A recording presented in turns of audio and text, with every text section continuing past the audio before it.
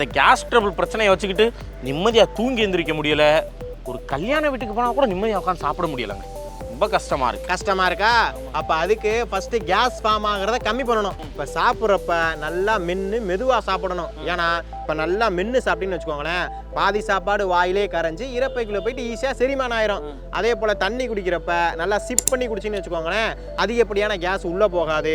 அதே போல் ஒவ்வொருத்தவங்களுக்கும் ஒவ்வொரு விதமான சாப்பாடு பார்த்தீங்கன்னா கேஸை வந்து ஃபார்ம் பண்ணும். எப்போ எனக்கு பொதுவாகவே இந்த பயறு வகைகள்லாம் சாப்பிட்டோம்னாலே கொஞ்சம் கேஸ் ட்ரபிள் ஜாஸ்தியாக வந்துடுது. ஆனால் அதில் தான் ப்ரோட்டீன்ஸ் எல்லாம் இருக்குது, ரொம்ப ரொம்ப நல்லது அப்படின்னு சொல்கிறாங்க. அப்போ அதை சாப்பிடாம இருக்கவும் முடியலை, சாப்பிட்டா பிரச்சனை வருது. அப்போ அதுக்கெல்லாம் என்ன பண்ணுறது? நீங்கள் சொல்கிறது கரெக்டு தானே.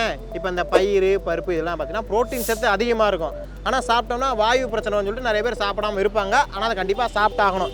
அந்த நேரம் என்ன பண்ணலாம்னா கொஞ்சம் வித்தியாசமாக சாப்பிட்ணும். எப்படின்னா இப்போ இந்த பயிர் இருக்குன்னா அதை முளைக்கட்டை வச்சு சாப்பிட்லாம். இல்லை பருப்பு இருக்குன்னா அதை ரொம்ப நேரம் ஊற வச்சு நல்லா கொலைய வேக விட்டு சாப்பிட்டோம் அப்படின்னா வாயு பிரச்சனை வர்றதுக்கான வாய்ப்பும் கம்மி, ப்ரோட்டீன் சத்து நம்ம